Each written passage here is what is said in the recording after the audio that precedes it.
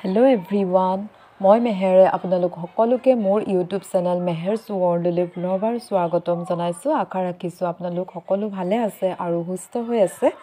আজি কেঁচা জলকীয়াৰ এটা আচাৰ আপোনালোকৰ লগত শ্বেয়াৰ কৰিম। পটাপট হৈ যায়, খুব ভাল লাগে খাবলৈ। যিহেতু সৰহকৈ কেঁচা জলকীয়া আনিলে ইমানো খোৱা নহয়, থাকি যায়। তাৰে কেনেদৰে আমি আচাৰ বনাই বহু দিনলৈকে ভালে ৰাখিব পাৰোঁ তাকে মই আপোনালোকক দেখাম বুলি ভাবিলোঁ আৰু আশা ৰাখিছোঁ আপোনালোকে মোৰ ভিডিঅ'টো চাই ভাল পাব। আৰু যদিহে ভিডিঅ'টো চাই ভাল পায় তেনেহ'লে লাইক, কমেণ্ট আৰু শ্বেয়াৰ কৰিব আৰু চেনেলটো ছাবস্ক্ৰাইব কৰি বেল আইকনটো প্ৰেছ কৰি অল কৰি দিব। তেতিয়াহে মই যিকোনো ভিডিঅ' আপলোড কৰিলে তাৰ ন'টিফিকেশ্যন আপোনালোকে পাই থাকিব। আহকচোন ভিডিঅ'টো আৰম্ভ কৰোঁ। আচাৰৰ কাৰণে আমি যিখিনি জলকীয়া লৈছোঁ সেইখিনি মই ভালকৈ ধুই লৈছোঁ। ধুই তাৰ পৰা ঠাৰিবোৰ আঁতৰাই অকণমান সময় ৰ'দত এনেদৰে ৰাখি পানীটো শুকুৱাই লৈছোঁ, কাৰণ আচাৰত পানী থাকিলে আচাৰ সোনকালে বেয়া হৈ যায়। আৰু এইফালে আমাক মছলাৰ ভিতৰত লাগিব পাঁচফোৰণ 1 চামুচ, চফ 1 চামুচ, ধনিয়া 1 চামুচ, অকণমান জালুক আৰু সৰিয়হ বগাটো লৈছোঁ আৰু কলাটো লৈছোঁ 1 চামুচকৈ। আৰু এতিয়া এইখিনি মই কেৰাহী এখনত শুকানকৈ অলপ সময় ভাজি ল'ম। যেতিয়ালৈকে আমাৰ সৰিয়হ গুটিকেইটা ফুটিবলৈ আৰম্ভ নকৰে তেতিয়ালৈকে ভাজি ল'ম। এতিয়া দেখিছে মোৰ সৰিয়হবিলাক ফুটিবলৈ আৰম্ভ কৰিছে, তাৰমানে আমাৰ মছলাখিনি ৰেডি হৈ গ'ল। আৰু এতিয়া এইখিনি মছলা মই সেই আগৰ প্লেটখনত এনেদৰে কাঢ়ি অলপ সময় ঠাণ্ডা হ'বৰ কাৰণে ৰাখি দিম। অলপ একেখন কেৰাহীতে মই দি ল'ম অকণমান মিঠাতেল।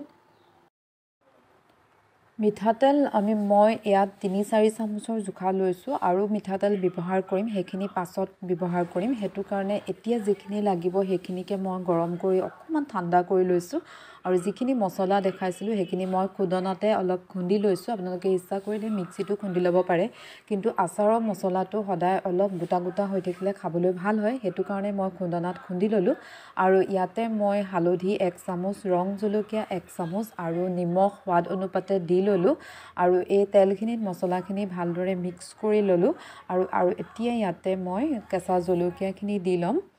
আমি জলকীয়াখিনি গেছত নাভাজোঁ, এনেদৰে ৰাখিম। আপোনালোকে ইচ্ছা কৰিলে কেৰাহীত তেলখিনি ৰাখি তাত মছলা দি জলকীয়াখিনি ভাজিও ৰাখিব পাৰে, কিন্তু ভাজাৰ আচাৰৰ সোৱাদটোও বেলেগ হয় আৰু এনেদৰে কেঁচাকৈ থোৱা আচাৰৰ সোৱাদটোও বহুত বেলেগ হয়।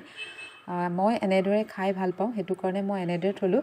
আৰু যিহেতু মই আপোনালোকক কৈছিলোঁ যে মই আৰু অলপ তেল ব্যৱহাৰ কৰিম, সেয়া মই পিছত দিম। আৰু এয়া তেল 3-4 চামুচৰ জোখাৰে হ'ব, কিন্তু এইখিনি মই গৰম কৰি ঠাণ্ডা হ'বলৈ নাই দিয়া। গৰমে গৰমে এই জলকীয়া আচাৰখিনি ওপৰত দি লৈছোঁ। তেতিয়া কি হ'ব, আমাৰ আচাৰখিনি বহুত দিনলৈকে ভালে থাকে। ইচ্ছা কৰিলে আপোনালোকে ফ্ৰিজত ৰাখিবও পাৰে। যদি আপোনালোকে ফ্ৰিজত ৰাখি খাব নিবিচাৰে তেনেহ'লে মাজে মাজে অকণমান সময় ৰ'দত ৰাখি দিব, তেতিয়া আমাৰ আচাৰখিনি বেয়া নহয়। আৰু এতিয়া মই এটা চাফা বটলত আচাৰখিনি ভৰাই ল'লোঁ। আৰু এয়া দেখিছে আপোনালোকে মোৰ কেঁচা জলকীয়াৰ পটাপট হৈ যোৱা আচাৰ ৰেডি হৈ গ'ল। আৰু খাবলৈও খুব ভাল হয়, আপোনালোকে এবাৰ নিশ্চয় ট্ৰাই কৰি চাব। আশা ৰাখিছোঁ আপোনালোকে মোৰ ভিডিঅ'টো চাই ভাল পালে, আৰু যদি ভাল পালে তেনেহ'লে লাইক, কমেণ্ট আৰু শ্বেয়াৰ কৰিব। আৰু যিসকলে এতিয়ালৈকে চেনেলটো ছাবস্ক্ৰাইব কৰা নাই তেওঁলোকে প্লিজ চেনেলটো ছাবস্ক্ৰাইব কৰি থৈ যাব। নতুন এটা ভিডিঅ' লৈ পুনৰ আপোনালোকৰ মাজলৈ আহিম। বাই।